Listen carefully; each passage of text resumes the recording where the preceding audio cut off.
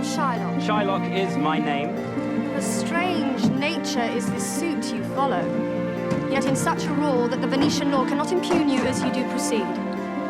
You stand within his danger, do you not? Aye, so he says. Do you confess the bond? I do. Then must the Jew be merciful? On what compulsion must I? Tell me that. The quality of mercy is not strained. It droppeth as the gentle rain from heaven upon the place beneath. 'Tis twice blessed. It blesseth him that gives and him that takes. 'Tis mightiest in the mightiest. Becomes the throned monarch better than his crown.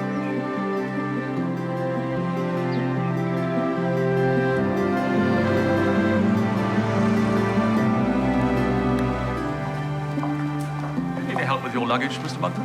No, thanks. I'll leave them here, and one of us will pick them up later. Lovely. Thank you, sir. This way, sir. Thank you.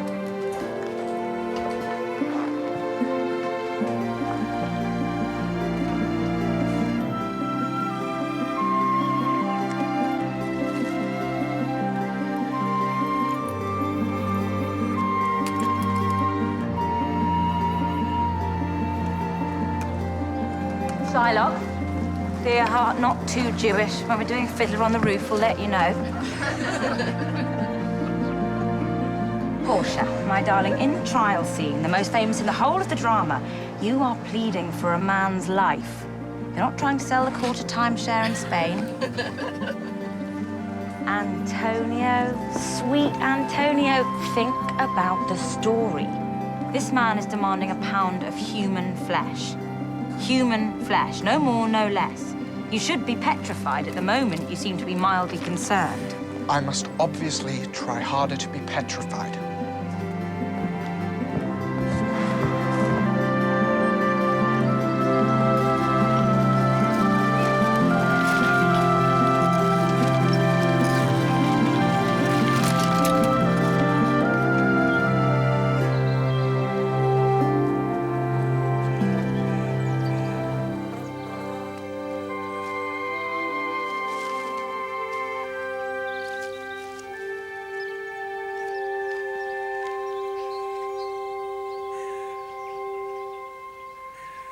Happy birthday, bonny lass.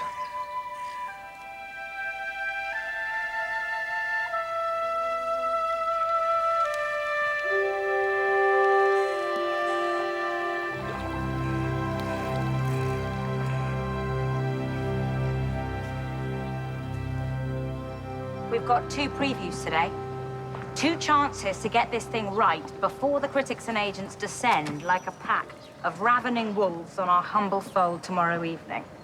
Don't worry about this afternoon. The audience will be friends, family, ex-lovers, and the odd civilian who might come in out of the rain.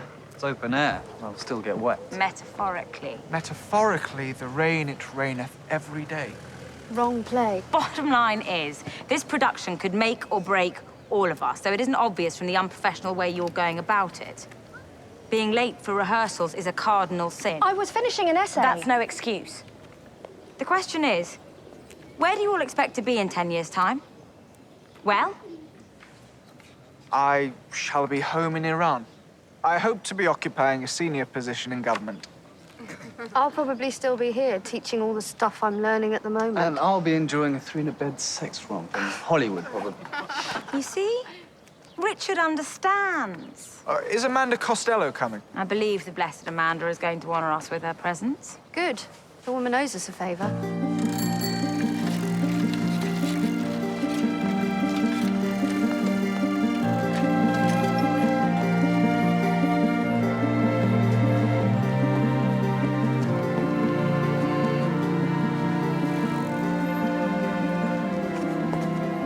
It's only a preview. We don't open for real until tomorrow night.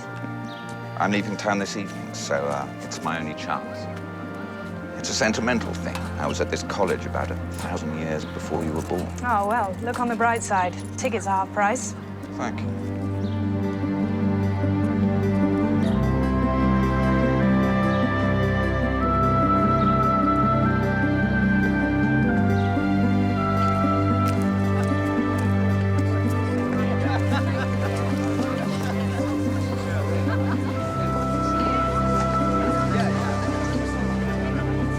Hello. Hey.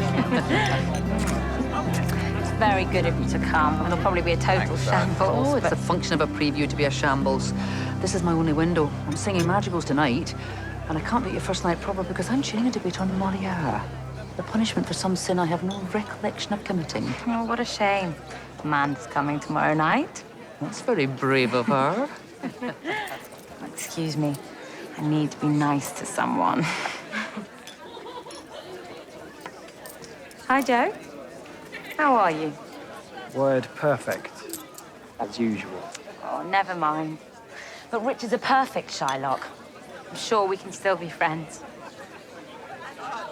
Sorry. Hello. How are you?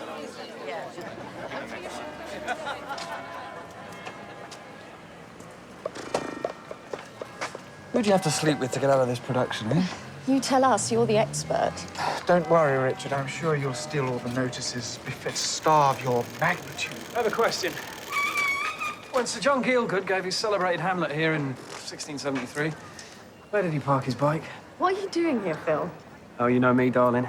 It's my gritty proletarian roots. I enjoy blood sports, bare-knuckle boxing, pair coursing, students doing Shakespeare. Philip, who would be likely to steal such a bicycle?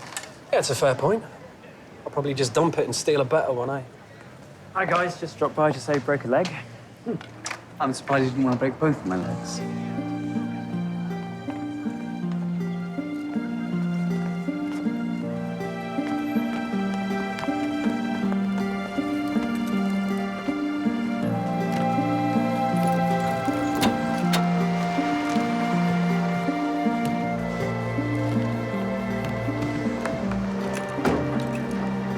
Thank you, Mrs. Mumford. Have a nice day.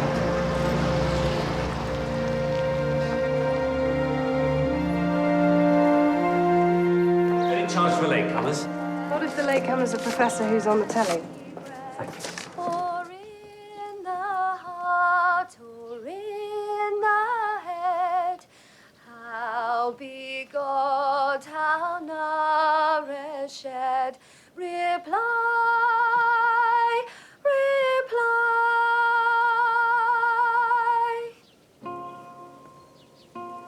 it is engendered in the eyes, with gazing fed and fancy dies, in the cradle where it lies.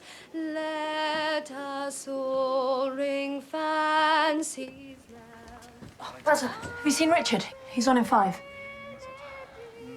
Green room, toilet, standing in a corner, trying to remember his lines, or under a stone somewhere having a last-minute fix. Tried them all. I don't know.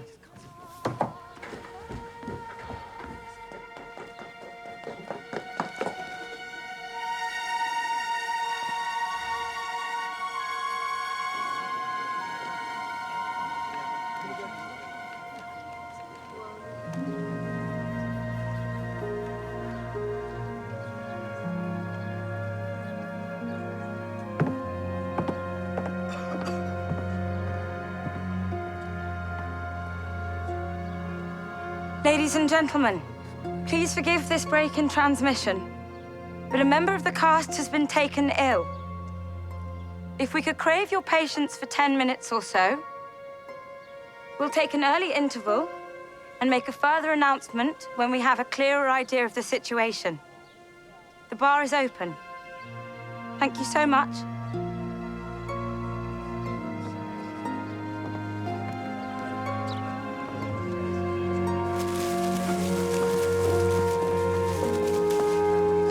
Excuse me.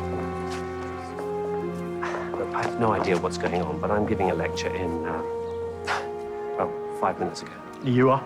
James Alderson. Professor James Alderson. Archaeologist. Very good. I've seen you on BBC 4. If you could just leave us some contact detail. Thank you. Single stab wound to the heart. With? A very sharp knife. According to the 12-year-old stage manager, it's the one they used in the play. They use a real knife? Well, only to threaten. Nobody gets murdered. It's The Merchant of Venice. That's the one with the pound of flesh. Uh-huh. Got it.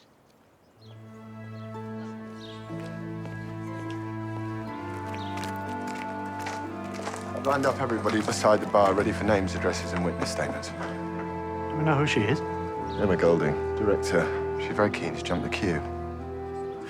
I'll see you later in the bar. Emma Golding? Yes. Detective Inspector Lewis.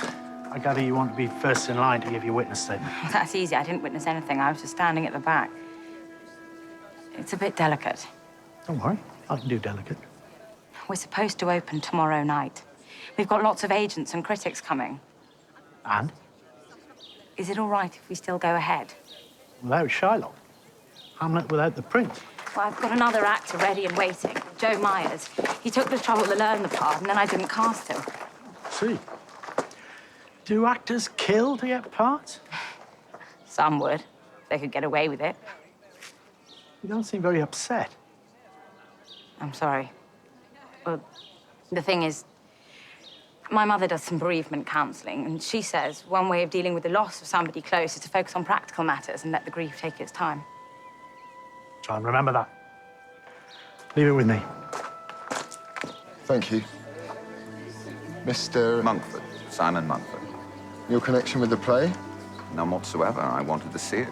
Just came in off the street and bought a ticket. That one. Sat there and didn't move. I don't know what this is all about, but I guess that ticket's my alibi. Here you go, sir. Do you live in Oxford? Just passing through, staying at the Randolph. But I'm leaving town this evening, around about now, actually. You leave an address and a contact number. No worries. All yours. Thanks, sir. Right. Name, that's all this, and then just... Found this note on the body. Neither a borrower nor a lender be. Shakespeare? Hamlet. Wrong play. Well, this is Oxford. Don't I bloody know it? Why'd you collect my suitcases? Sorry, sir, your wife collected them earlier. I don't have a wife. A blonde lady. She was here about 3 o'clock. I have a girlfriend with dark hair. She was here with me last night, but I've never had a blonde wife. And I'm sure I'd remember a thing like that. Ah. Would you like to speak to the manager? I think that would be a very good idea.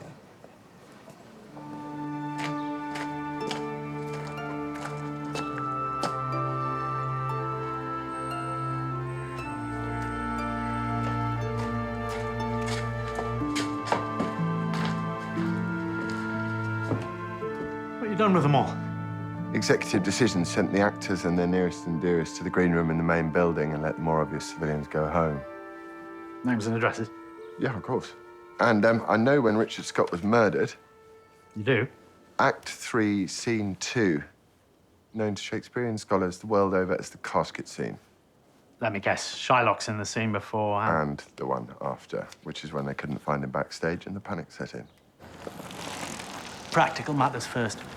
For obvious reasons, tonight's preview is cancelled. Whether you proceed with the official opening tomorrow night is something that needs to be decided. Well, I think most of us would like the show to go on, after all the work we've done. Does it have to? Yes, dear, I think it has to. It's what Richard would have wanted. I'm sure. Is it right your word perfect? To the last dot and comma. Even the nuances have nuances. But we'd like you all to stick around for a couple of hours because we need to speak to you all individually. I told Mr. Lewis it wouldn't be a problem, since we'd be here anyway for rehearsals under... Normal circumstances. Quite so. I'm not sure I can remember normal circumstances. Yes. May I go first? I'm singing madrigals in a choir this evening. How do you fit into the scheme of things? Professor Denise Gregson. I'm Emma's head of department. And my landlady. So please be very nice to her. We're always very nice to everybody. Emma Golding is your student. Postgraduate. She's just done a huge doctorate on the English theatre and where it all went wrong. She's very young, of course, but her writing is extraordinary. Her dissertation is probably the best I've ever read. And your landlady. I've got a big old Victorian house. When my husband grew up and left home, I decided to fill it with students. Neither a borrower nor a lender be. It's Polonius in Hamlet. What about it? It was written on a piece of paper found next to Richard Scott's body. Oh. Is that funny? It's ironic in the proper sense of the word. Richard had an expensive lifestyle and owed money to everybody in the cast. Probably to everybody in Oxford. The idea of him playing a moneylender always was totally bizarre. Might that be a clue?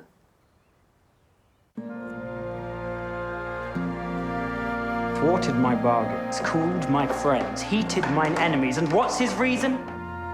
I am a Jew. Hath not a Jew eyes? Hath not a Jew hands, organs, dimensions, senses, passions? Affections. You left out affections. Affections, passions, fed with the same food, hurt with the same weapon. Oh, bugger. Sorry, Dad. I need to take this. Carry on, you're doing fine. Yes? It's true. Your guess is as good as mine. Okay, your guess is probably better than mine. Can we speak later? I'm still trying to put on a show here. By the same winter and summer as a Christian. Yeah. If you prick us, do we not bleed? If you tickle us, do we not love? If you poison us, do we not die? And if you wrong us, shall we not Either revenge? way, my advice is keep well away from the Rialto Bridge. That's not funny. I'm not laughing. It is mildly amusing. It's not a patch on how did you enjoy the play, Mrs. Lincoln, but it's not bad for an archaeology student. Shut up, Phil, for God's sake. Nice one. Sorry to interrupt. Does anybody else have to get away early? Yeah, I've got a bar job. You're not involved in the production? No, I'm just a groupie. I enjoy hanging out with the stars of tomorrow.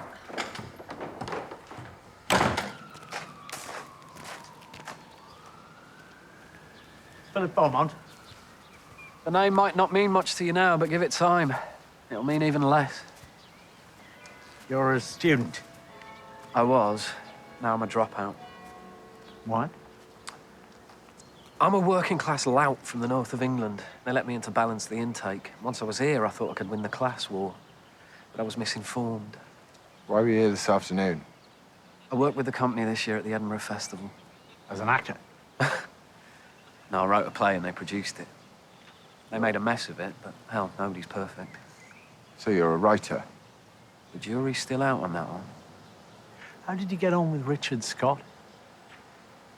Richard was just a little ambitious, overprivileged child like most of the others. Ambitious in what way? We're all chancers. We're all looking for the Oxbridge shortcut into show business. Does it work? Ask yourself. Beyond the Fringe, Monty Python. Do you think you'd have heard of any of those if they'd gone to Huddersfield Poly? Did you lend money to Richard Scott? I've got a 15 grand overdraft, 3 part-time jobs, an allotment, and I sleep in an airing cupboard at the Professor's Penitentiary. Professor Gregson's head? Yeah, it's me penance. Somewhere along the line, I probably said balls to the witch doctor. I know it sounds like a silly question, but do you actually like anybody in Oxford? I'll get back to you on that one.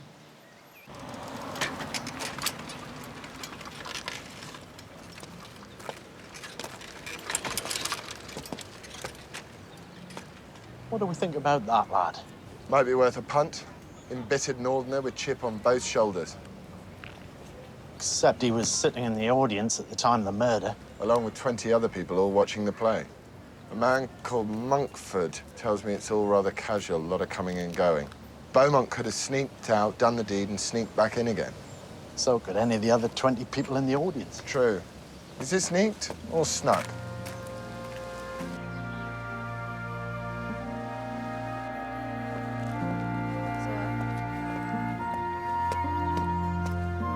Did you like Richard Scott? Not very much. He was a spoilt child. Did you lend him money? Yes. Did he repay you? No.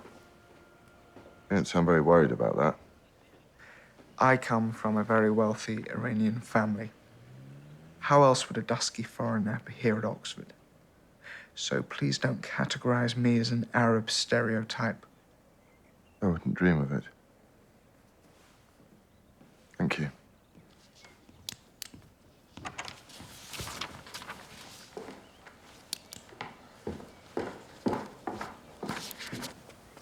Isabel Dawson's second-year history, playing Portia. Yes. Have to do the quality of mercy speech and make it sound like nobody's heard it before.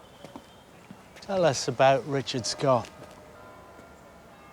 He was a brilliant actor. We know he was always borrowing money. He never borrowed any from me. I assume you couldn't afford it. He mostly borrowed from the other guys. With the women, he always said he'd take it in kind. You mean sexually? He thought it was God's gift. Was he? Not to me. In the time-honored phrase, he didn't even get to first base. But he didn't go short, if you see what I mean. I'm told you're all very ambitious. Are you? Not very. Emma doesn't understand it. Says I need therapy. This way, sir. Joe Myers, you're taking over the part of Shylock. For my sins? Do you have sins? Many and various, but they don't include murder. Why did you come to the performance this afternoon? I wanted to see him fail. Why? The man was a waste of space. Good actor, apparently. Which made it worse. The thing is, don't make the mistake of thinking we're all here because we want to create a lovely work of art. We're all here because we're self-centered, on the make. So we've been told. You could take all the envy and jealousy in this company, feed it into the national grid, and light up the whole country. Is that what you want to hear? It's what we keep hearing. Thank you.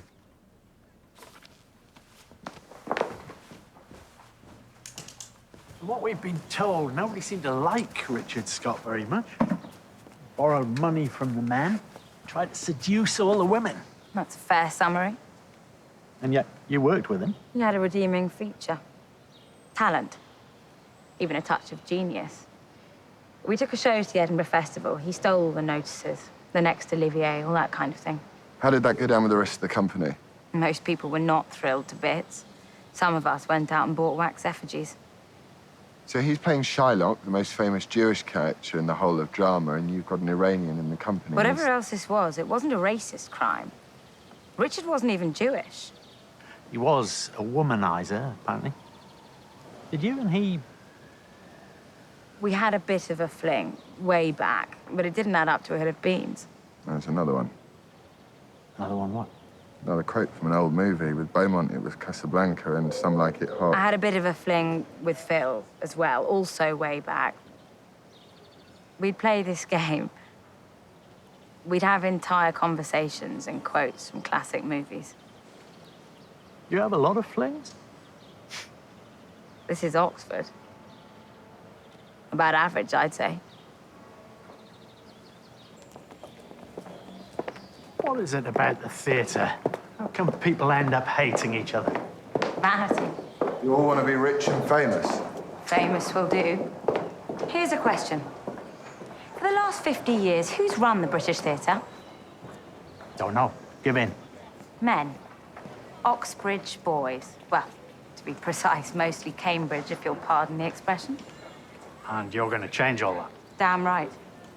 And this production is my calling card into the business. That's why it's so important for me. You probably think I'm being totally heartless, but... Focus on the practicalities to keep the grief at bay.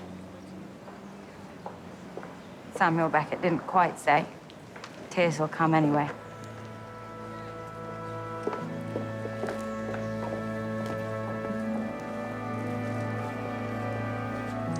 Scary woman, that Emma Golding. You reckon? Yep. Killer potential? That's a different matter. Murder your leading man the night before your show opens. Doesn't make sense. Front page of the tabloids could sell a lot of tickets. My mother used to go to the theatre on a Monday. 2 for the price of 1 on a Monday. They don't do that anymore, sir.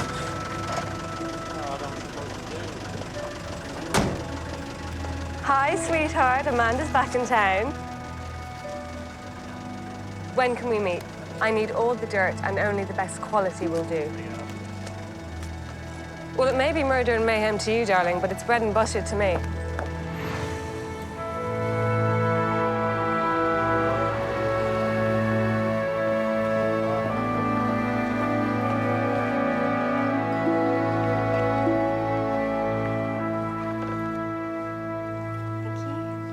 Thanks, Lou. You're welcome. Okay, Sam. Cheers. What is that? Tonic water on the rocks with a slice of lemon. Tonic water? I'm detoxing. And tonic water on the rocks is one of the preferred drinks of recovering alcoholics. Plus, it gives one a sort of spurious glamour. I'll bear that in mind, in case I ever need any spurious glamour. Mr. Lewis. Good to see you again. And you. May I? Of course. This is my sergeant, James Hathaway. Hi. Graham Wilkinson. You still second in command here? Oh, yes. Waiting patiently for the big job. I know the feeling. I was wondering whether I could pick your brains. If you can find them. It's been a long day. We might have been the victims of a scam. What sort of scam? Leaves his luggage with the porter. Says it to be collected later. While he's away, a woman, claiming to be his wife, turns up. Does a sort of scatty woman performance. Says hubby's been called away on business and he's got the ticket and can she collect the cases for him. But an hour later, the man turns up, denies having a wife, and generally hits the roof. Could all be true. Except I've heard of 2 or 3 similar cases on the grapevine. You report it to the police, and the victim, so-called, files a claim for the contents of the cases, and the hotel's insurance pays him off. How much money are we talking about? £3,000, £4,000. Does he have a name, this man? Simon Monkford. Those are his contact details. I know Simon Monkford. You do? He's mid-40s, well-dressed.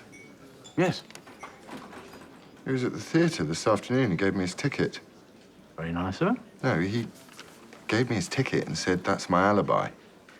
It's almost as if, well, not the first time in his life he'd needed an alibi. And that's what we have so far. Why would money be a motive? Because the lad had debts all over the place. What did he spend it on? According to Dr. Hobson, most of it went up his nose in powder form. And sex? Borrowed money from the men, tried to screw all the women. Sounds a real charmer. Dare I ask you about art? They all want to be stars. No cure for that. Forensics? 57 varieties of fingerprint on the murder weapon. But it's in the play, so all sorts of people have been touching it. There's some dirt on the handle, but the backstage area is in a garden, so that's not much help either. Oh, you had a minor celebrity in the audience. I didn't notice any celebrity. Professor Alderson. Oh, the archaeologist. Yeah, apparently one of his students is in the play. Hathaway said he'd been on BBC 4. What does he do? People dig holes and he talks about what they dig up. Where is the divine sergeant? High Wycombe. Oh, joy, oh, rapture.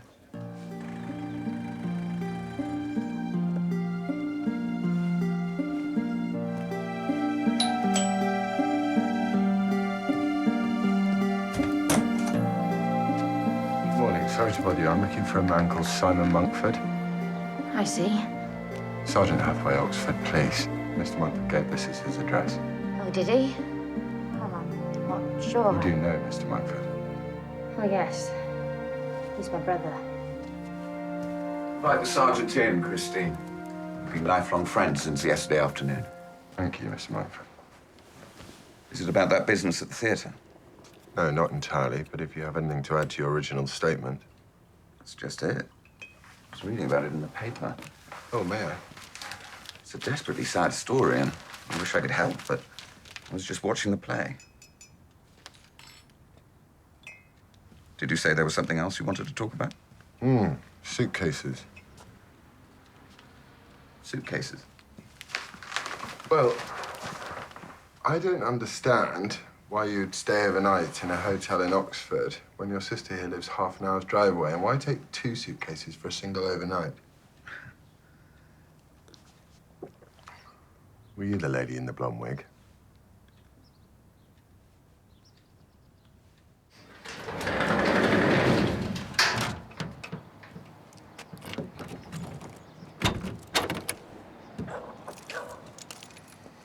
May I take a look inside? Go ahead. They're not locked.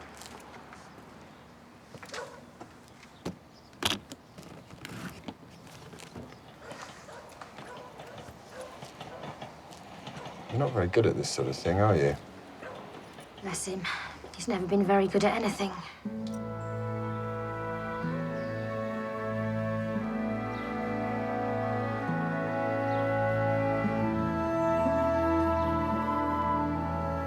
I thought you should all know what's happening today. After discussions with your director and the college authorities, it's been agreed that tonight's performance will go ahead as planned. And we'll be making this area available all day for rehearsals. And may I say, on behalf of the company, how grateful we are for the cooperation we've had from Inspector Lewis and his team. However, this remains a crime scene, and we reserve the right to make a nuisance of ourselves at any time. Who are you?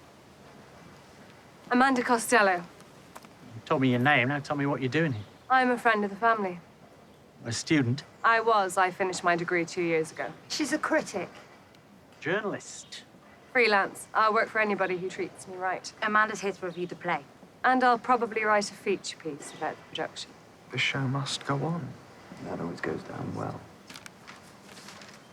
Alas, poor Shylock. Was that you? I didn't write the headline. That would be some cheapskate sub-editor. But the rest? Substantially, yes. Including the bit that says, police are exploring a number of motives, including the possibility that the murder could be linked to artistic differences within the company. That's pure invention. The official police statement never even mentioned motives at all. Simply stated the fact of the murder, nothing more. So should we take it the police are ruling out artistic differences as a possible motive? These people have work to do. You and I'll find a nice quiet corner and you can tell me all about your friends in the family without the aid of that tape recorder in your bag.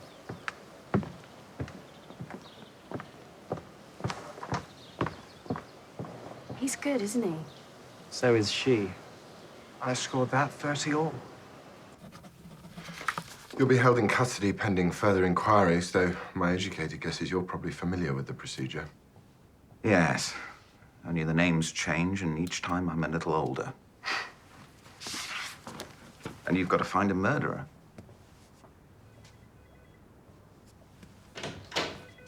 You say you're a friend of the family. Tell me about the family. Where would you like me to start? Start with Richard Scott. What have the others told you?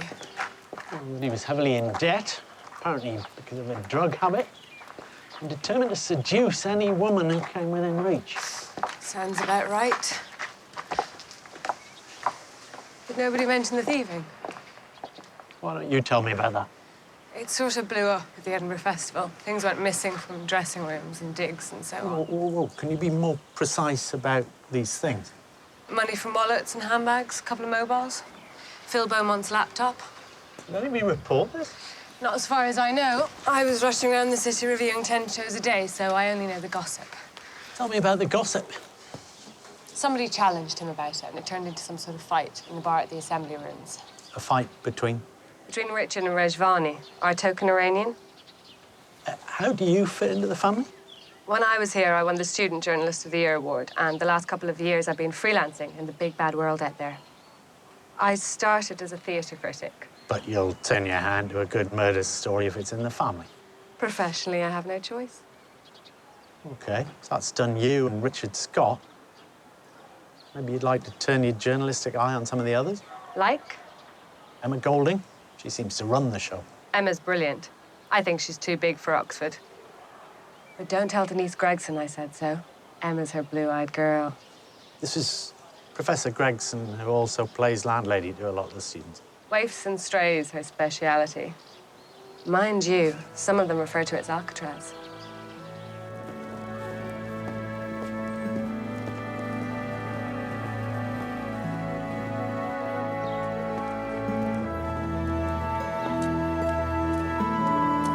Must rush, people to catch up with, tales to tell. See you later, maybe. Sure. She's a new friend. Journalist. She wrote that. Trustworthy? Absolutely not. Good. How's your con man? Fifth rate. He's sitting in a cell while we check his previous. I think there might be quite a lot of it. He's a sort of professional charmer. Takes one to know. Lewis. Okay, I'll be there. Richard Scott's mother's arrived.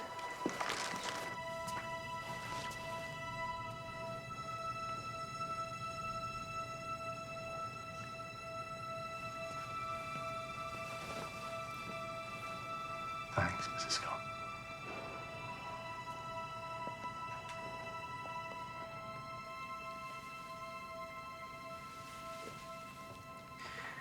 Why do people die before their time?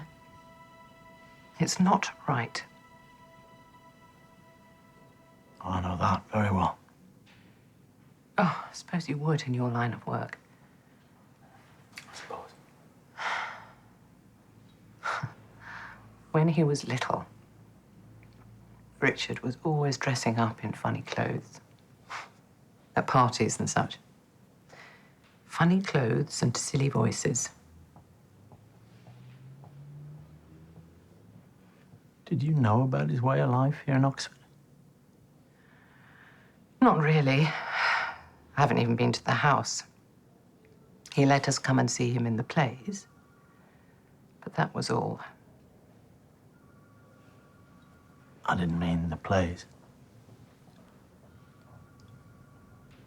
If you mean the drugs, yes, I knew about that. I think it started as a kind of Dutch courage thing. He was actually quite nervous about going on stage. Well, he was nervous about a lot of things. He wasn't really at home with other people, and it sometimes came across as aggression, I suppose. A sort of defense against the world. Well, we all need that from time to time.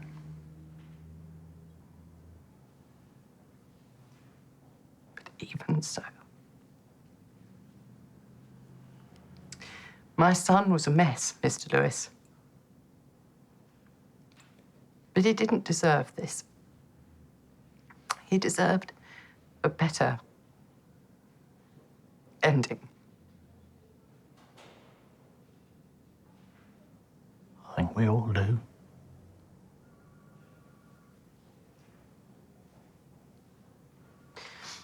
Thank you for listening to me.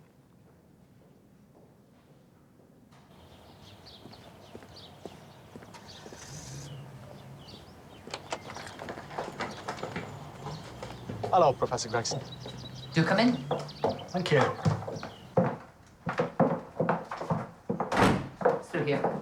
As I said, my husband grew up and left home, and it seemed a pity to waste such a big house. So you filled it with students? Yes. This was poor Richard's room.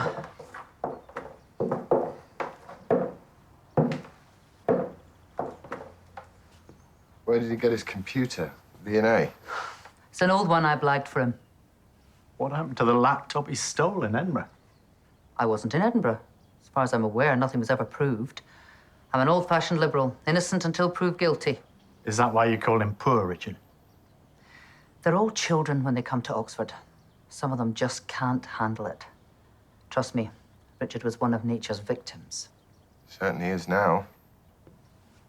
Phil Beaumont says he lives in an airing cupboard here. Touch of hyperbole, but he is a writer. I can show you if you like. Please. He used to share a double room here with Emma when they were still a couple. And then when they split, room at the top of the stairs. He doesn't keep his door locked. Doesn't believe in private property. Therefore, doesn't believe in locking doors.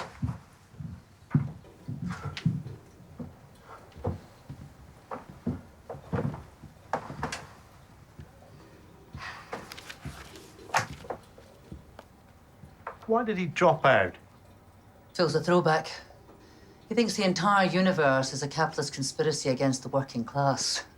He even calls it capitalist. It's rather endearing in a way. Does Do you really have an allotment? Yes. I think it belonged to his uncle. Richard used to tease him about it. He'd say, I know you want to get in touch with your proletarian roots, but you don't do that by growing carrots. So, can I ask you, is Mr. Gregson still around? Yes, he's still in Oxford, but he's not called Gregson. I kept my own name when we married. And he kept his own name? Professor James Alderson. Well, he should be on your list. He was at the play yesterday. Arrived late, of course.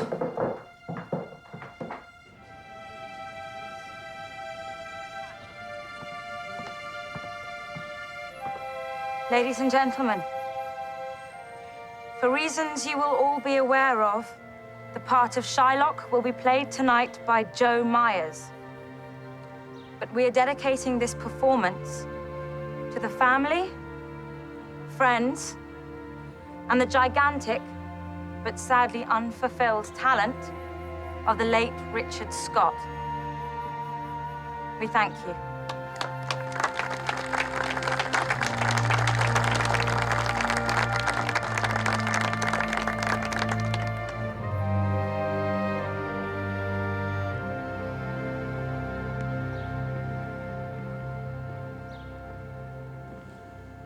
In sooth, I know not why I am so sad.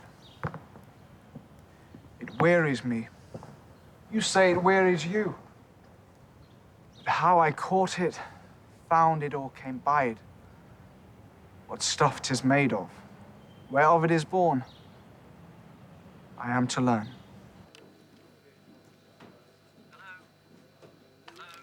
Hello? Yes, can I speak to Inspector Wallace, please? Is that the name? Oh, he's listed as the arresting officer in a case involving Simon Monkford.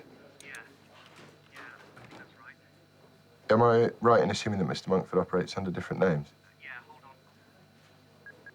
Hello? Is your name Shylock? Shylock is my name. Of a strange nature is this suit you follow. Yet in such a role that the Venetian law cannot impugn you as you do proceed. You stand within his danger, do you not? Aye, so he says. Do you confess the bond? I do. Then must the Jew be merciful? What compulsion must I? Tell me that. The quality of mercy is not strained. It droppeth as the gentle rain from heaven upon the place beneath. 'Tis twice blessed. It blesseth him that gives and him that takes. 'Tis mightiest in the mightiest. Becomes the throned monarch better than his crown. Got our version of the story of your life. Tell me your version. It might save us a lot of time. Thrown out of school. Well, 2 schools if we're being pernickety. Thrown out of Oxford. Tried the military, but a little misunderstanding over mess funds. Failed as a racing driver, failed in the city. And as you can see, I'm not desperately good at petty crime either. But always non-violent, I'll say that in my favor. And what about the 5-year gap? There's a gap of 5 years in your records. I ran away to Canada to start a new life. Why? Well, in simple terms, because some nasty men were chasing me. Canada's a long way away, and Canadians are nice people. And how was your new life in Canada? Depressingly similar to the old one.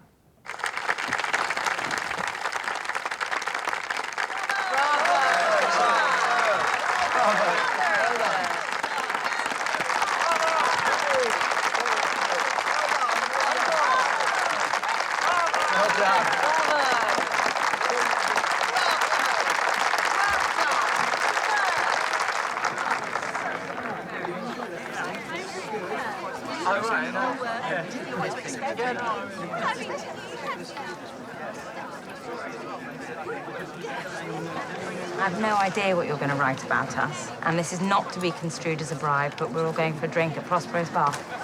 I wouldn't miss it for the world. Brilliant. Thank you. You are coming to Prospero's, aren't you, Phil? Yeah, if somebody else is paying. Professor Alderson? Will Denise be there? She's meeting us there. Well done. I'm not sure I'm grown up enough. Come on, go for a bevy.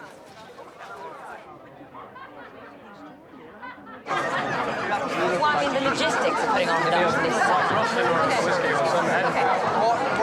Honestly. Quite good. Quite.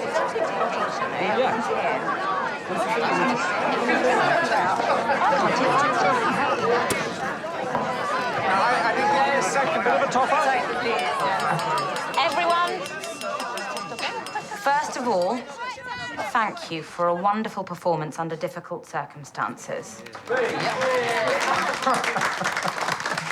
But before we do anything else, I'd like to propose a toast to our dear departed Richard Scott. May he rest in peace. This will be a new experience for him. To Richard. Richard.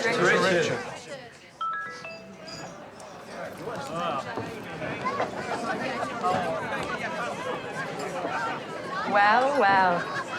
Another front-page story on the way.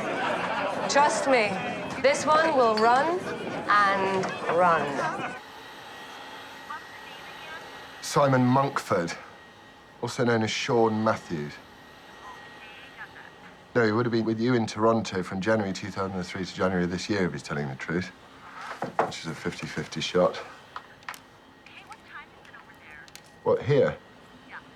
1-ish in the morning? No, we never sleep. We always get our man. Except when it's a woman or an occasional transsexual. What? No, I appreciate that. Thank you. Hathaway? Yeah, I'll be there immediately. Do we know who it is? Amanda Costello, the journalist. Alas, poor Amanda. It's the wee small hours of the morning. You were still at your desk. I was waiting for the Royal Canadian Mounted Police to return a phone call. Tell me later. Let's go to work.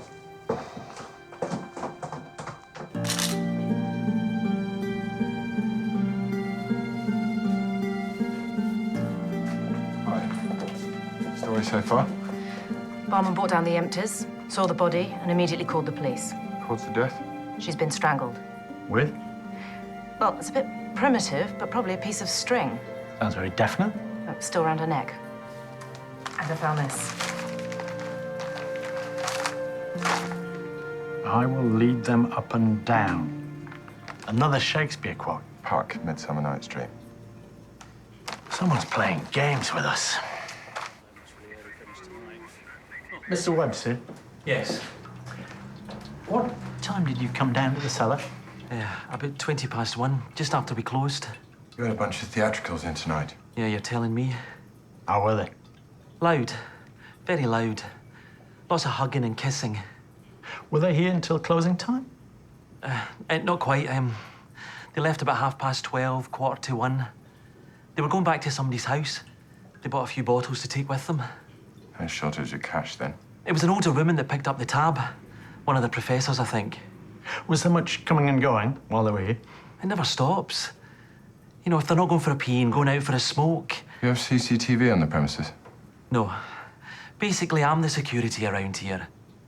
The woman whose body you found, did you notice anything about her during the evening? She was louder than most. Showing off, I'd say. Something about what she was going to write. A big story. Was she a journalist of some kind? Of some kind, yeah. The Royal Canadian Mounted Police? Yeah, about Simon Monkford. You have the suitcases? He's got a record as long as your arm, and he spent 5 years on the run in Toronto, so I thought it might be worth checking. We've got a double murder on our hands. You're messing about with some two-bit con man. Yeah, but I feel there's something more. By the pricking of my thumbs. Don't tell me. Shakespeare. Bravo. I'm getting sick of bloody Shakespeare. You know, this second murder changes everything.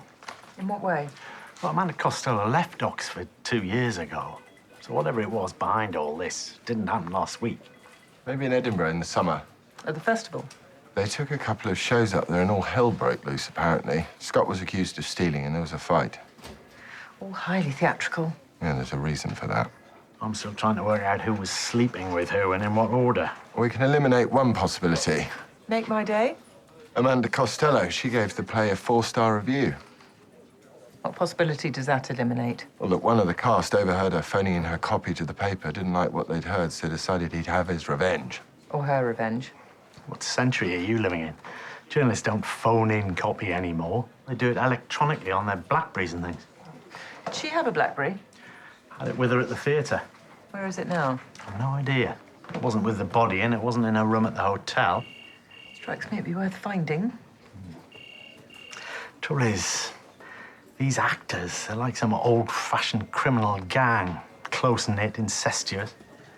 Cardinal sin is grassing on your mates. Like the police force. I'll pretend I didn't hear that.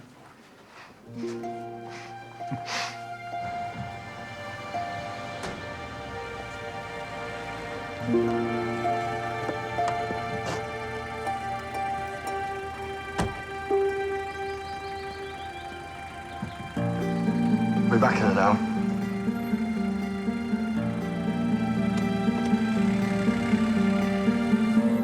Terry Bainbridge. You edit the student paper? One of them. The best, naturally. Amanda Costello was a previous editor? Yeah. Yeah, it's weird. She was in here yesterday afternoon. Doing what? Checking up some stuff she wrote while she was here, she said. No idea what. Were you at Edinburgh in the summer? No. I had a holiday job in Skegness. But she stirred things up a bit, didn't she? It's what she did best, stirring. A speciality. Well, I can show you. I've been checking out her files for the obit. Here's one of her reviews. Joe Myers in Richard III. Joe Myers played the king as if somebody else had already played the ace. That's very clever. Stolen from George Bernard Shaw, I believe. But she always said stealing was all right as long as you stole from the best. Do you have anything from Edinburgh? Yeah. Emma Golding took 2 productions to the festival. A modern dress version of Timon of Athens reset in Beirut. And a new play by Phil Beaumont. The lad who dropped out? Let me show you. It was called The Road to Nowhere. What was that about? No idea. And I did see it. But what Amanda wrote was, we were promised a cross between Harold Pinter and John Osborne. What we were given was a cross between Harold Steptoe and Sharon Osbourne. Oh, I bet that went down well with the troops. Oh, she also had a good nose for dirt. She used to write an anonymous column called Gossip from the Forest. This was her finest hour. All is not well with one of Oxford's dream couples. We hear that the police were called to a domestic incident involving 2 of our most eminent academics. Who, we wonder, will get custody of the spade? The spade? As in archaeology. This is Professor Gregson and Professor Alderson. Yeah. What was their reaction? No idea. Your guess is as good as mine. Or maybe better. Apparently, Amanda also said last night that she was working on something big. Any idea what that might have been? No idea. But it would have been investigative journalism, also known as muckraking.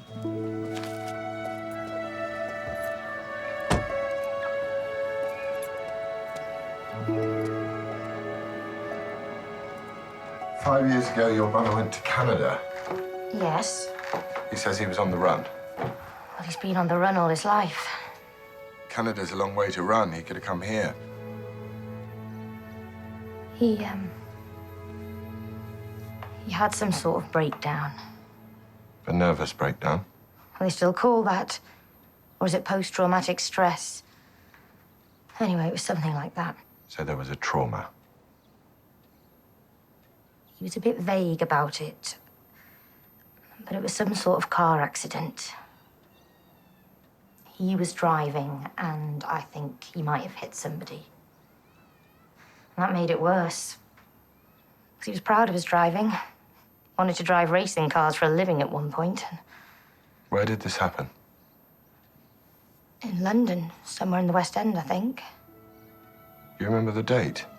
Oh, yes, easily. It was my birthday, December the 19th. Phone rang, and I heard his voice, and I assumed it was a happy birthday call. Then it was obvious something was wrong. Sorry. Thank you very much. You've been very helpful.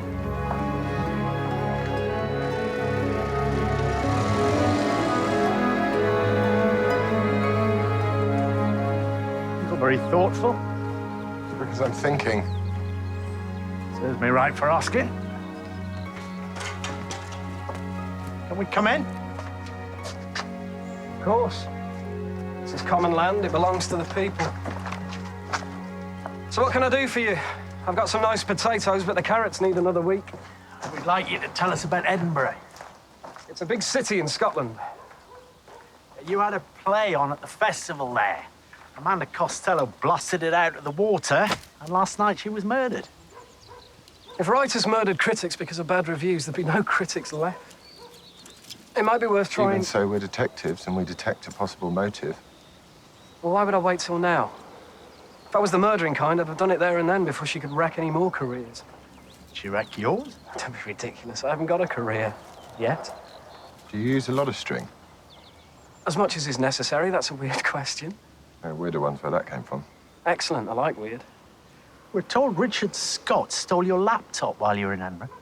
Nothing was ever proved. He was a light-fingered bastard with a drug habit, but I've gone back to pen and paper. Good enough for Shakespeare, good enough for me. When we first talked to you, we asked you whether you actually liked anyone in Oxford. You said you'd get back to us. Shall I do it now? Go ahead. We all arrive here as more or less innocent, fresh-faced 18, 19-year-olds. But then the place corrupts us. It's a rat race, it's poisonous, and it doesn't make for very nice people. Is that why nobody cries? Sorry? Two of your friends are murdered. Nobody seems very upset. Well, I'm not crying because I didn't like either of them. As for the rest, I don't know, perhaps weeping isn't considered cool. People on these allotments, they're nice. Yes, because we're only competing with the Earth, and we know we're going to lose. Where to? We're going to a pile of dirt beside the A34.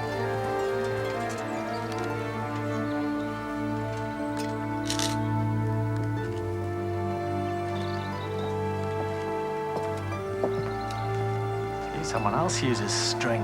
Oh, there's a lot of it about. Sorry to disturb you while you're busy, Professor Alderson. But don't worry. In this line of work, time is not of the essence. You can probably guess why we're here.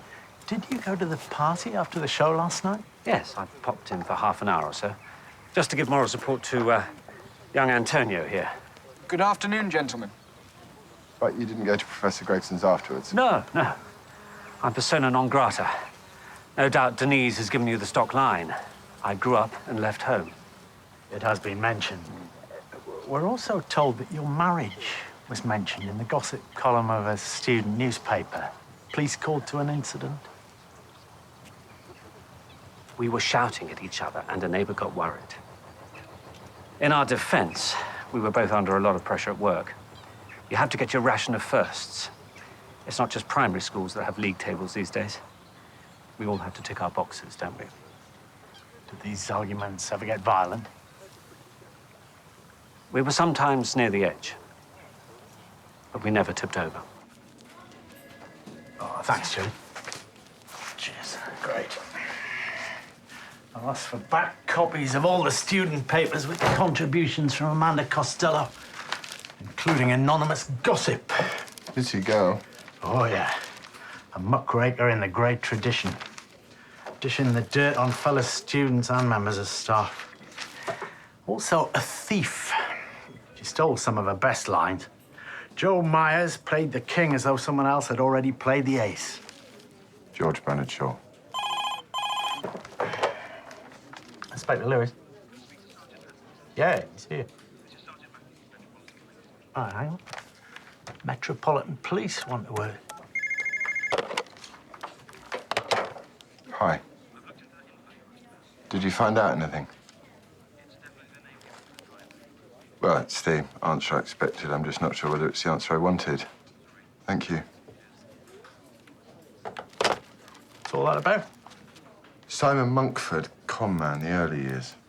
Is that all? Yeah, for now, the complications. Inspector Lewis. All right. Okay, we'll be right there. There's been a break-in at Professor Gregson's house. Anyone hurt? Apparently not, but there's a bit of a mess. You stay here. Carry on with these. You're better at all this than I am. Oh, and you're better at messes. I have my moments. Oh, sorry.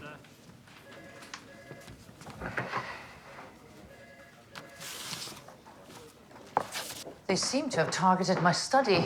Nowhere else? Nowhere else. I don't lock my door, so once you're inside the house, it would be alarmingly easy. Who else has keys to the front door?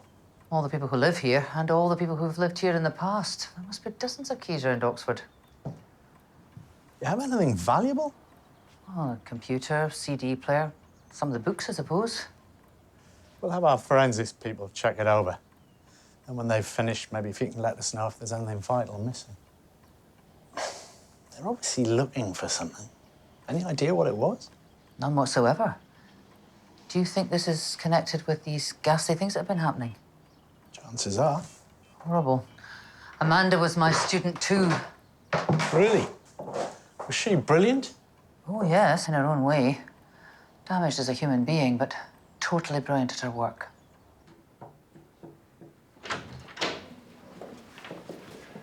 Afternoon.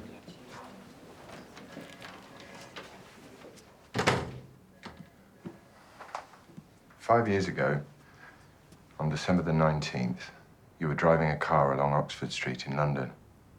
The car was being used as a getaway vehicle following a robbery on the premises of a building society. The car did indeed get away, but not before it mounted the pavement, hitting a woman who died later. It was you driving, wasn't it? Yes. Did you ever wonder about the identity of the woman that you killed? Honest answer, no, I didn't. Maybe I thought it would be easier for me to deal with if she remained anonymous. Well, her name was Mrs. Valerie Lewis, and she was married to Inspector Robert Lewis, my boss. So maybe you'd like to deal with that.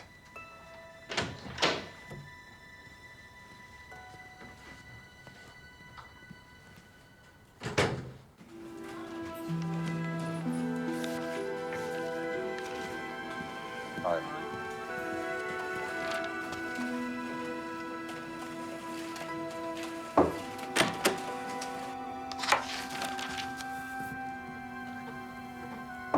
Come in. Oh, what's this? Hot news from High Wycombe? In a sense, yes. I need to ask your advice. Isn't that Inspector Lewis's responsibility? It's about Inspector Lewis. Tell me.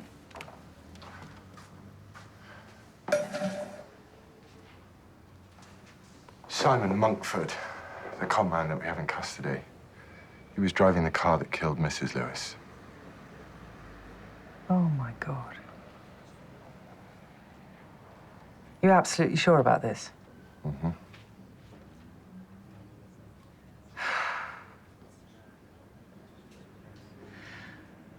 Well, the only legal question is whether it's murder or manslaughter. It's not the only question. The question is, should I tell him when he's halfway through a murder inquiry? Why not? Well, the last time I mentioned his wife, he jumped down my throat. He's made it very clear that his marriage is a total no-go area. He doesn't talk to anybody about it. Well, I think it all depends on the state of your personal and professional relationship with him. You're not sure what that is? Well, not always, no. Why is that, do you think? Well, he's a lovely guy. You know, everyone likes him. He's just very private. And you get the feeling there's a lot going on in his head which he doesn't want to share. And you're not exactly a breezy extrovert yourself, are you? No. Maybe the two of you should join some encounter group. Get in touch with your true feelings. That was a joke. Serious answer. There's only one reliable way to find out about any relationship. Test it to destruction. Oh, it's him. Could be your moment. Hello? I'll be right there. He wants a second opinion on a mess. Good luck.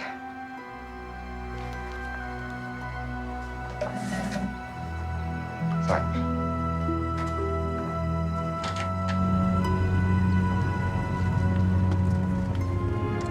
What's the problem? I need you to take a look at this. Something about it doesn't stack up. I'll be in the kitchen taking tea with the inmates.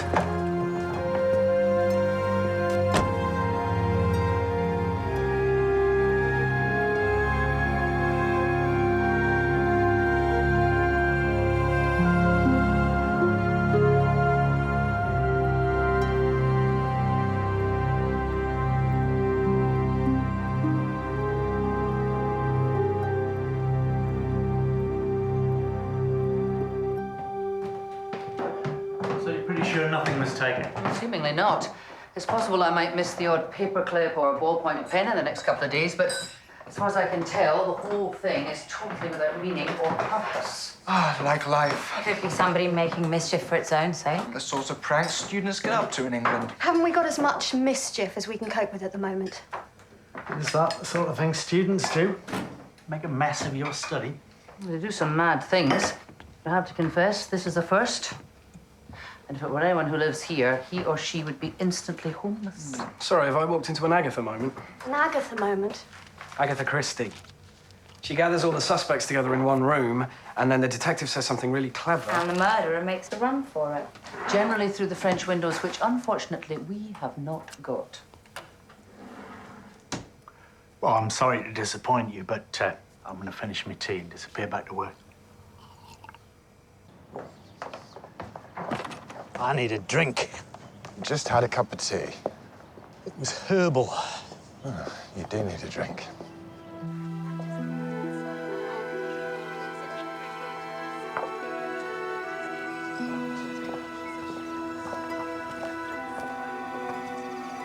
So, what did you think of the mess?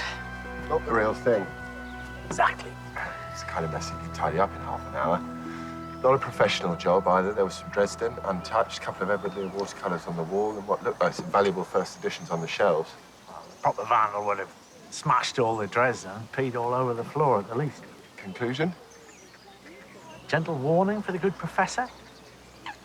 Unless she did it herself and depict herself as a victim, perhaps. Anyway. What you been up to all day? Plowing through old student journalism, trying to make a case for Joe Myers as our killer. Myers, it's taken over playing Shylock. Why?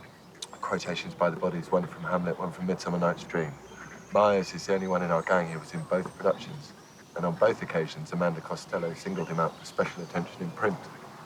He murders two people and leaves clues incriminating himself? Doesn't make sense. So then someone's trying to stitch him up. She gave me 2 lousy reviews, therefore I murdered the woman. Is that the case for the prosecution? Are you a lousy actor? 2 agents who came to see the show the other night want to sign me up, so no, I don't think I'm a lousy actor. So why was she so vindictive? She fancied me and I didn't fancy her. Will it help us to know who, if anyone, you did fancy? I don't know whether it helps, but the answer's Richard Scott. And was your love requited? Is that relevant to your inquiries? We have no way of telling. Occasionally. I can make out a case. Gay lovers quarrel. Joe Myers kills Richard Scott. Amanda Costello makes an educated guess as to what's happened and confronts Myers with it at the first night party. He says, let's talk about this quietly in the cellar. But you'll say, did he fetch a piece of string with him on the off chance? What do you reckon? You usually have an opinion? Sir, there's something else that you need to know. Sounds exciting. You're not getting married. No, sir, it's about Simon Monkford. What about him?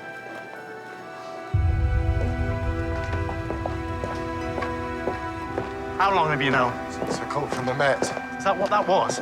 Final confirmation, date, place, time. Why the hell didn't you tell me then? Because the last time I mentioned your wife, you made it very clear to me that I wasn't to mention the subject again. This is different. This is purely professional. How can that be? What were you frightened of? That I might go barging into the interview room and batter the living daylights out of the man? Well, I think I'd be tempted under the circumstances. Well, maybe I'd be tempted too. But it wouldn't happen. Shall I tell you why? Why? Because you're a good cop and you'd stop me. As it is, all you've proved is you don't really know me. You don't know yourself either.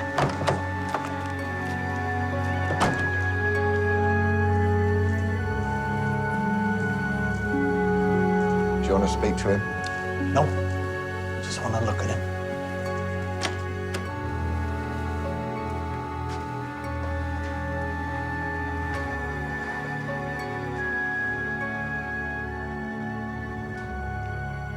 That's him.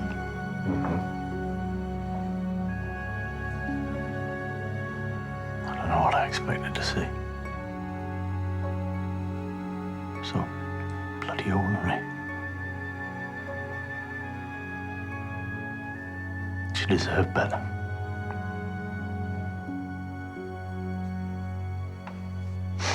Go on, let's do some proper work.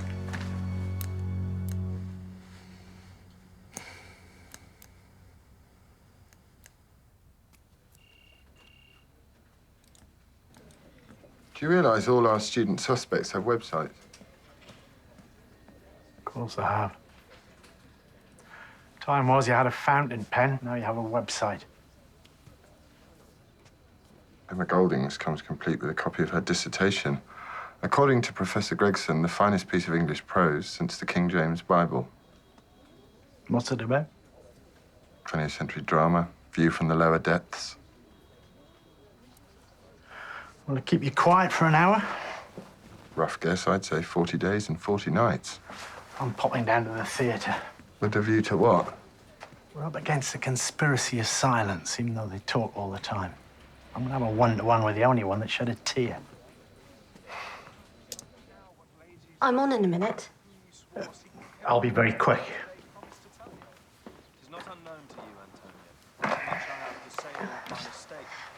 What is it? A few routine questions. Well, questions, certainly. You'll have to tell me whether they're routine or not.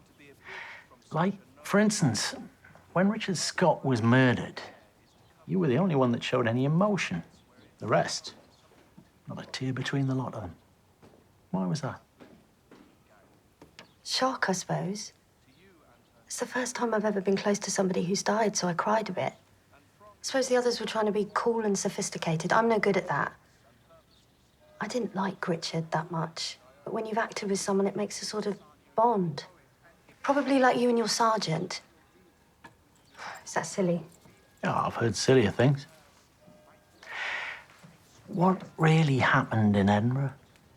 Sorry?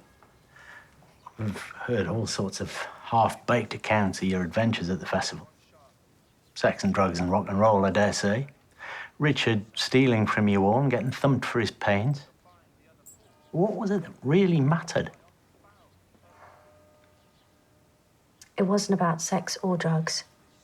And I don't know for sure why it was important, but everybody went apeshit when Phil Beaumont's laptop disappeared. Phil being the one who sits in the corner watching everyone, writing it all down. 5 minutes, Isabel. I'm sorry. May I go to Venice now? Of course. Have a nice time.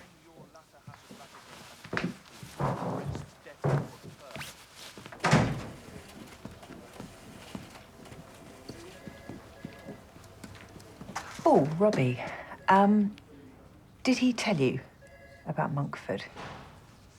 Eventually. Do you know all the time? He consulted me about whether to tell you and when. That was thoughtful. So you two still friends?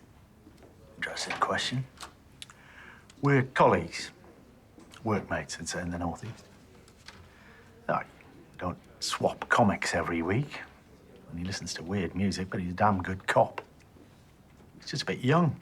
And I suppose enigmatic. He's private, you know. He says much the same about you. Well, that's ridiculous. There's nothing enigmatic about me. So, tell me honestly, are you okay? Honest answer? I don't know. So just throw myself into my work. See if that makes me okay.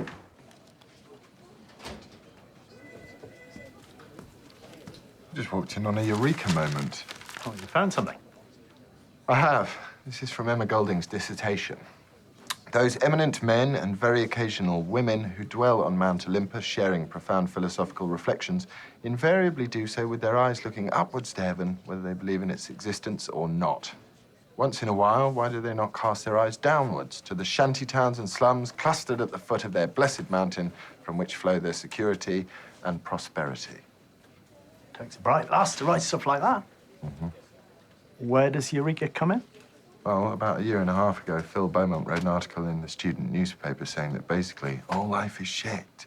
But he did end with the self-same paragraph about Mount Olympus. Therefore what? Phil Beaumont helped Emma with her dissertation? They're a couple. Why not? What couples do. What about if he wrote the entire thing? An academic star who plans to run the country one day. Nobody stops her. And the piece of work that gave a lift off was, what, stolen? Yeah, we don't know all the details yet, but it could be a valuable blackmailing weapon. Sorry, darling, you stole the whole thing, but I won't mention it again if you chuck a little check in the post. You reckon that's what Richard Scott did? Possible. What about Phil Beaumont? He knows what really happened. Why's nobody murdering him? Well, maybe he's careful. Professor Gregson. What about her? Well, if it comes out that people have been awarded doctorates for other people's work, her career would soon start to unravel. Sergeant Nicholson called from Sheffield. Oh, yeah, that's his mobile number. He wants you to call him back. In the morning.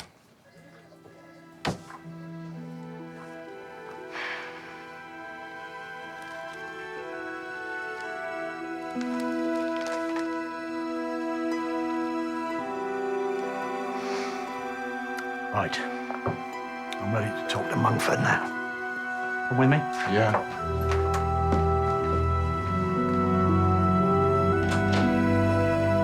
Inspector Lewis.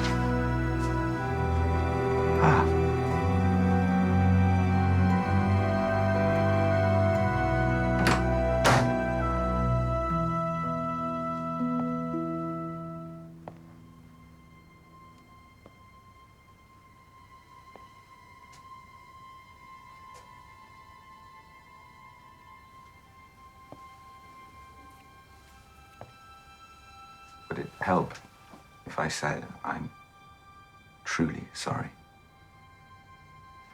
No. Nothing helped.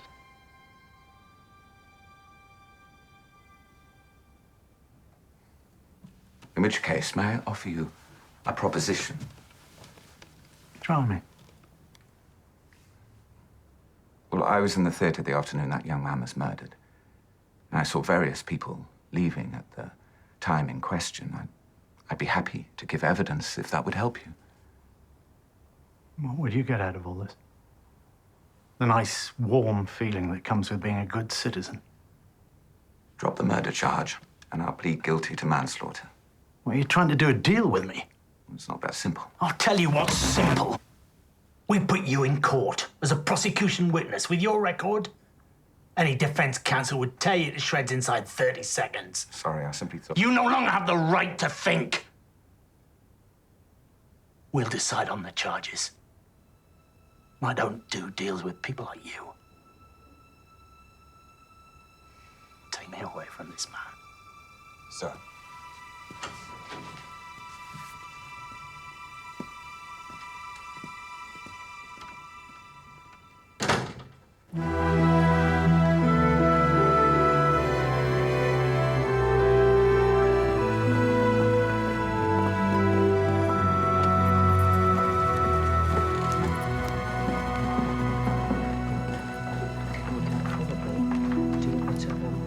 Research on that.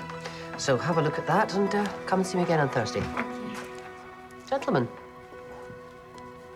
You told us that Emma Golding is a brilliant scholar. She is? That her dissertation is the best you'd read.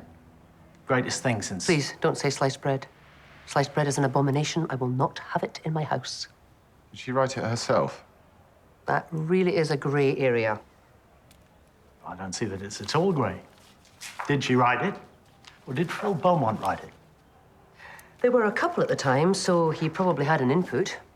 You must understand how difficult it is for university teachers these days. We're more familiar with our difficulties. I've just set some first-year students an essay on Thomas Hardy. They'll go straight onto the net, Google Thomas Hardy, find 10, 20,000 entries. The bright ones will pick and mix all the best bits, throw in the odd spelling error to make it look authentic, and I'm supposed to sort out the original thinkers from the looters. But I will say this about Emma's dissertation. None of it was stolen from the internet. It was all her own work. Or Phil Beaumont's work. As I say, he probably had an input. You must ask them. We're going to.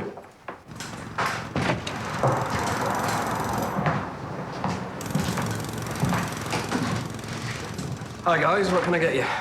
We'll have 2 coffees. But before you do that, tell us something. Did you write Emma Golding's dissertation?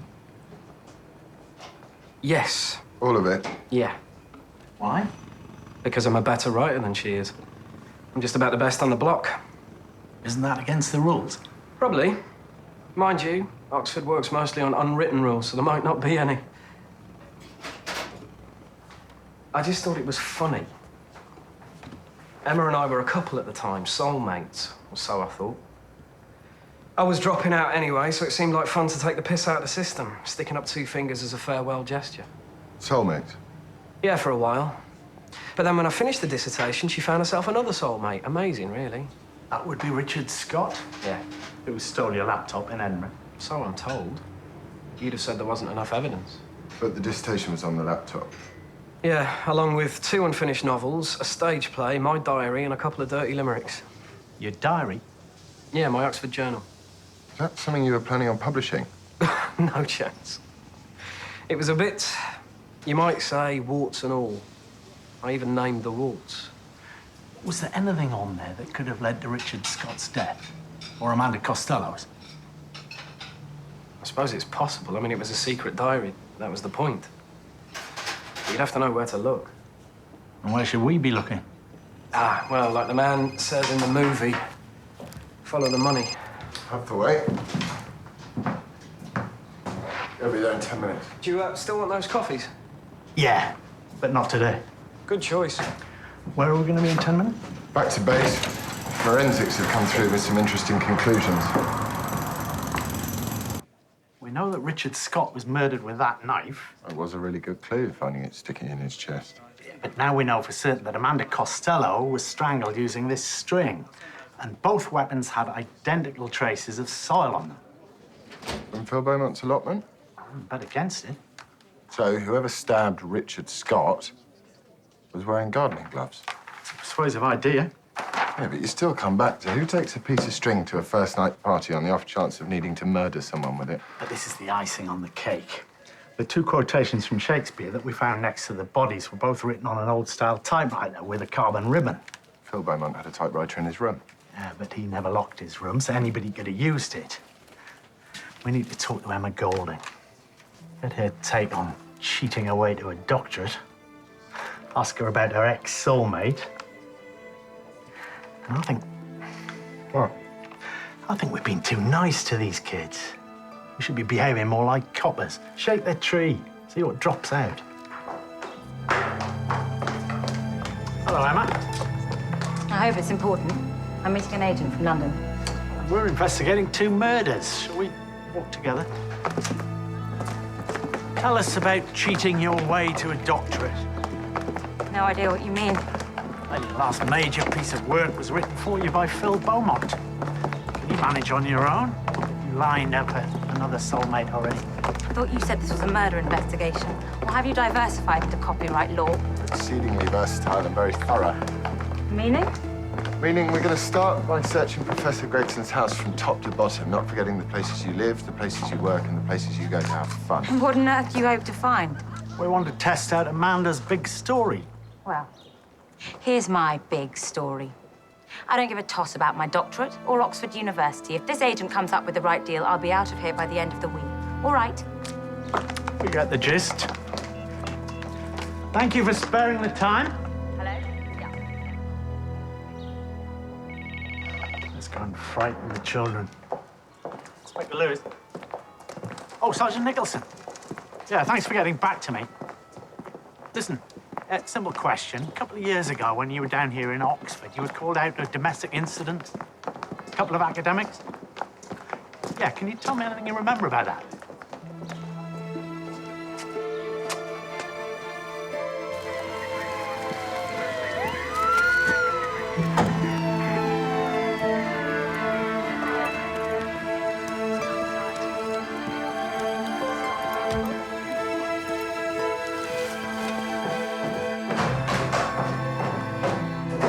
Enjoy it. No typewriters, but I did find some intriguing bank statements. No sign of Beaumont's laptop either. Professor Gregson rang. She said she assumes there'll be receipts for anything you take away. Where is Professor Gregson? Is she teaching? Teaching. Most unlikely.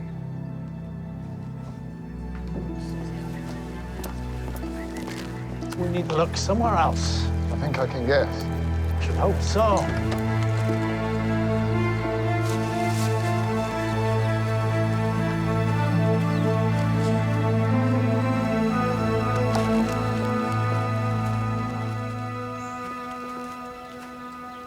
Professor Gregson. It would be foolish to deny it. Perhaps you'd like to tell us what you've been doing here, while Sergeant Hathaway does his duty and searches the tool shed. I suppose this is the moment when I say I can explain everything. I hope you will. It's very simple. I borrowed some secateurs from Phil to prune the roses in my garden and decided to return them in person. But Phil Beaumont lives at your house. You could have returned the secateurs over breakfast. I know it sounds illogical, but... Was this a sudden impulse or more premeditated? You've lost me there? Well, did you decide when you got up this morning, this afternoon I'll return Phil's secateurs and therefore take them with you to college? Or did you decide much later? Maybe Emma called to say we were going to search her house. God, you sound so like a policeman. That's because I am a bloody policeman. Found these. What's more, I think we were meant to find them. Shall we start again? You're the bloody policeman? I am a policeman, but I'm operating on a pretty short fuse, so be warned. I'm going to put up with a lot of Oxford bollocks on this case. Oh. Theatrical jealousy, maybe sex, maybe drugs. But it isn't, is it? It's about one thing only. Your academic career. Emma Golding has just completed her doctorate here, hasn't she? Even though you knew it was Phil Beaumont who wrote it. Now, Phil, who despises this place anyway, doesn't give a toss. Neither does Emma. She could be out of here by the end of the week. Who needs academic qualifications to work in the theatre? No, the only person that cares about any of this is you. Is it wrong to care about my students? I would have thought that was a good thing. You paid Phil Beaumont £5,000 to keep his mouth shut. That, I suggest, is not a good thing. We've seen his bank statements. Unfortunately, the whole story was in Phil's diary on his laptop. So when Richard found it, he realized he had you right over a barrel. I hate to state the obvious, but I'm not the murdering kind. Not according to Sergeant Nicholson of Sheffield. Who the hell's Sergeant Nicholson of Sheffield? When you met him, he was a humble PC here in Oxford. He was called out to a domestic disturbance. Report from one of your neighbours. Apparently you went for your then husband with a knife. But he, being a nice liberal-minded Oxford don, decided not to bring charges. Well, he always was spineless. Let's assume that you murdered Richard Scott and Amanda Costello. Why, Amanda? Because she was one of the family, one of your blue-eyed girls. She knew what you were up to. But that wasn't much of a story, was it? Bit of academic naughtiness. Maybe a couple of paragraphs on page 7. But the minute Richard was murdered, straight to the front page. She had a good, big story. She boasted about it at the first night party. All I have ever done is try to help my students. If you like students that much, why try to implicate them? Why try to pin it on Phil Beaumont? Or Joe Myers, come to that. Those ridiculous quotations from Shakespeare. Theoretically, if I were a murderer, I'd do all I could to implicate other people. It's basic common sense. What happened to Beaumont's laptop?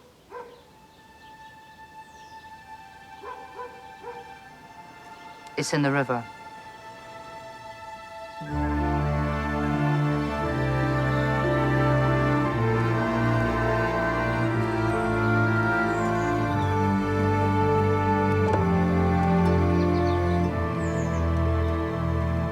Quality of mercy is not strained. It droppeth as the gentle rain from heaven upon the place beneath. 'Tis twice blessed. It blesseth him that gives and him that takes. 'Tis mightiest in the mightiest. Becomes the throned monarch better than his crown.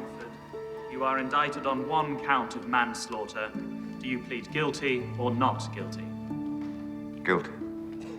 Please be seated.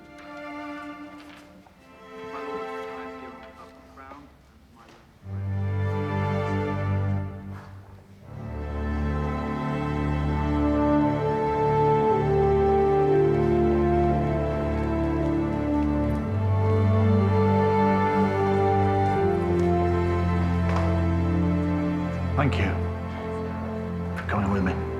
It's okay.